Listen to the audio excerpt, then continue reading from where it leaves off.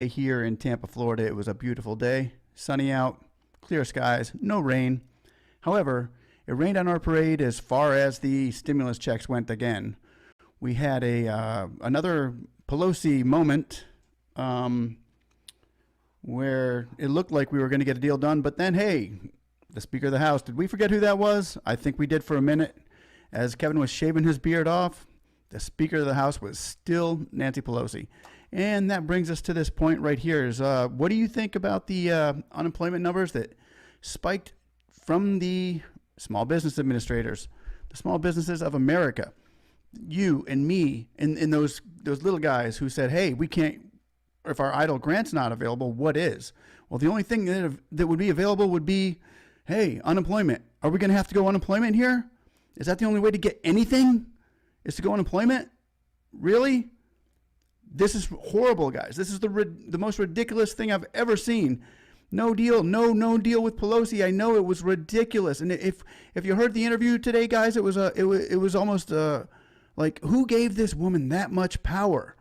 And then the unemployment numbers just went through the roof. Whoa. They went like skyrocketing from what? From the small businesses. I put something together for you guys to base a educated decision on. They held Congress today. They had to hold Congress today. Really? I think that was a horrible idea. It was a horrible idea.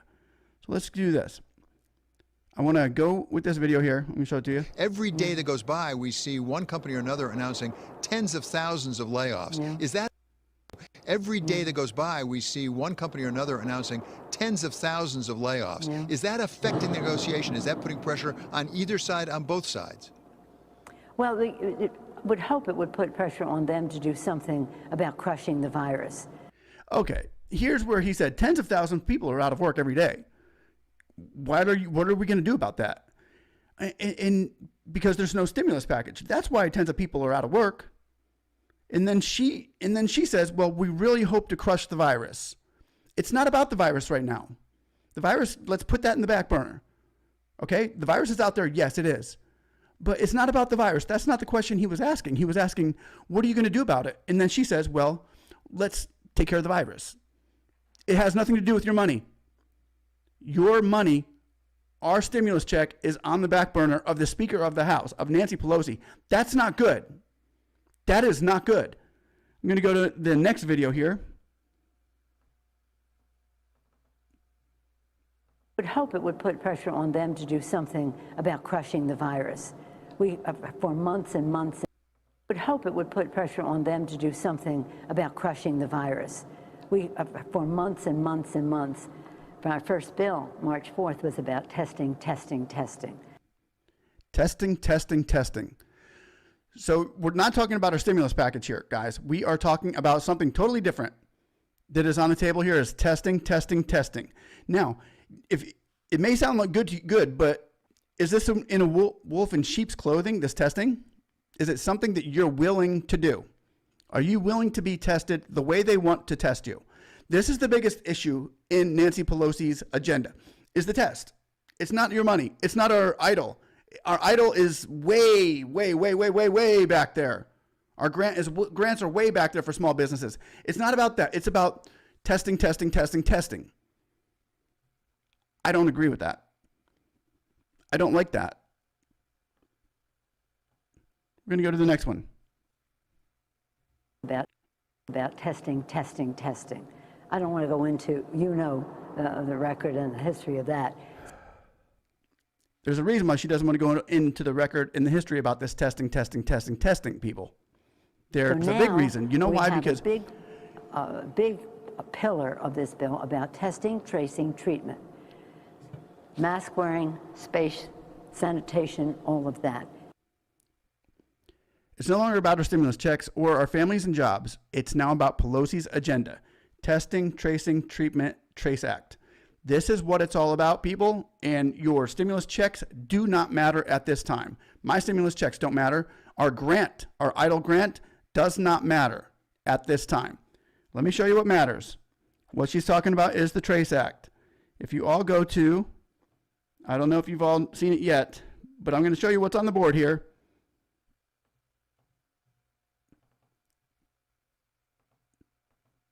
This is the Trace Act that she is so hung up on passing.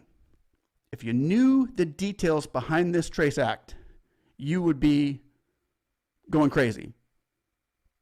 If you were willing to be tested to the point where people are watching you in your house to be tested, this is the Trace Act right here. It's HR 6666. It's in congress.gov. Testing, reaching, and contacting everyone is the Trace Act. Here's what we're looking at, guys. Where they're going to the businesses, you can't go into a store unless you're tested. You can't go out of your door to your house unless you're tested. You cannot go to school. They will have a testing machine at your school. They will have it in front of your churches. They will have it in front of any big business or building. That is the deal. The Republicans don't want to pass this part of it because it's a lot of money. There's $100 billion just in this one. And there's more of these around. They make it look like OSHA. It's not OSHA. Totally. OSHA's a little baby compared to this. This is the Trace Act that she's not getting her way with. And the reason why we're not getting our stimulus package. This is the truth. Hold on. I'll go more into it. I will give you facts here. I'm just going to stay at the same interview. I'm not cutting anything out or editing the interview. I might stop it here on occasion, but I'm giving you the whole. Sanitation, all of that is very specific in the language, and that's why it's not just the money, it's the language as well to make sure this gets done. We can all agree now that this is about us. It's not about us needing our money. She just said that. It's about the Trace Act. That's what she wants. It's about the Trace Act. It's not about us getting our money anymore. So we're all fighting for it, and it's still on the table. But you won't like where this interview ends up. This interview ends up in a place that we just don't like.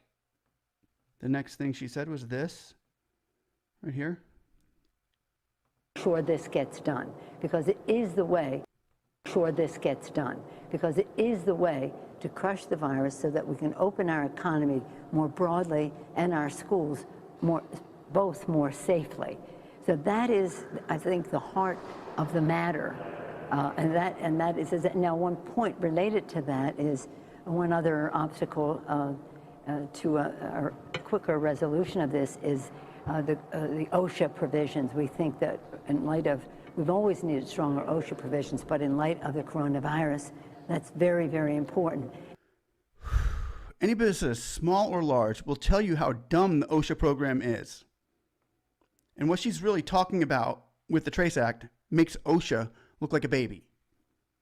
I don't know if you were in the hospitality business, but when OSHA came in, you were like, great. This is the 1164 thing that they were doing today. But anyway, next. So now we're talking about, we've gone from our stimulus package to OSHA. To OSHA. OSHA is something they could do after COVID.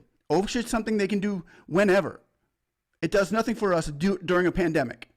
It does nothing. OSHA would do nothing for you and me during this pandemic, except cost us money and take some freedoms away. Now I'm going to go back up to here. And the next step, she said, was this. That's very, very important.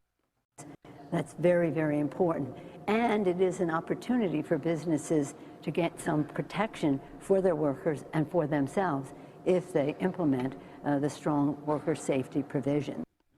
OSHA can already be implemented. Businesses can call on OSHA if they want them. Most businesses won't because they don't want OSHA meddling into their affairs. Provisions. Right now, if you were an essential worker, which I'm sure you are in your field, but if you're at this lower level of employee, you're deemed essential. You must go to work at the meat packing firm, whatever. They have implemented any OSHA provisions. You're subjected to catching the virus. If you do, you have no recourse. So now she just said if your business does not do testing, then your employees can quit and collect unemployment. Or if they get COVID, you made them work, they can sue you. Employer, you take that home, spread it to your family.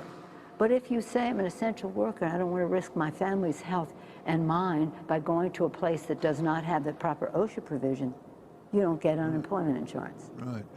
Madam Speaker, I want to come back to So something. we have to make that more decent. Right.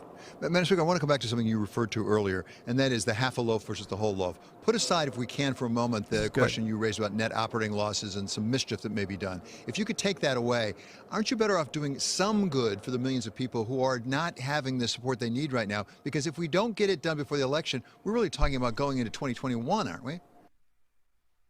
Yes, that question is the one we wanted. Why not do it now with what we can do?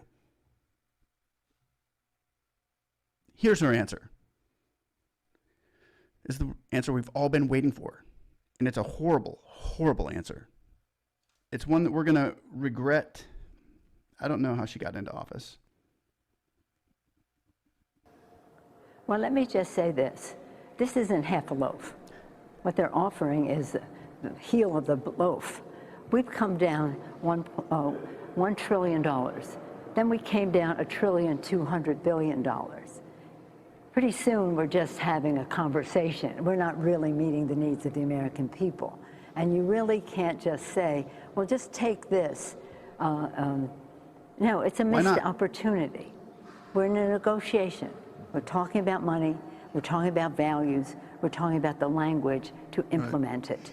And it's no use going into a negotiation if you say, I'll just take the path of least resistance with the smallest amount of money that gives tax breaks at the high end, less to those who need it the most. And by the way, you know better than I, as I say to you on all these shows, this is a consumer confidence. These people spend this money immediately. It's urgently needed.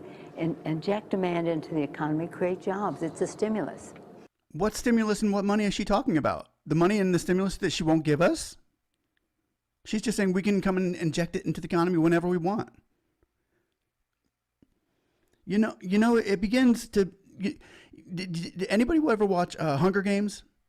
What was the name of that lady who used to come in and give you good news? Like, oh, we're going to drop down a whole bunch of food today to you.